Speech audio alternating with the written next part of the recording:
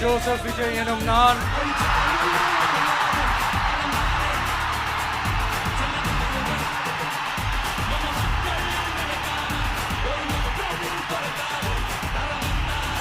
சட்டப்படி அமைக்கப்பெற்ற இந்திய அரசியல் அமைப்பின்பால் உண்மையான நம்பிக்கையும் மாறா பற்றும் கொண்டிருப்பேன் என்றும் இந்திய நாட்டின் ஒப்பில்லாத முழு முதல் ஆட்சியையும் ஒருமையையும் நிலை நிறுத்துவேன் என்றும் தமிழ்நாட்டு அரசின் முதலமைச்சராக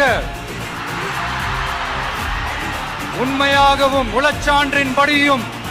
என் கடமைகளை நிறைவேற்றுவேன் என்றும்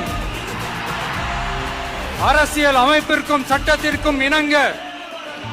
அச்சமும் ஒருதலை சார்பும் இன்றி விருப்பு வெறுப்பை விலக்கி பலதரப்பட்ட மக்கள் அனைவருக்கும்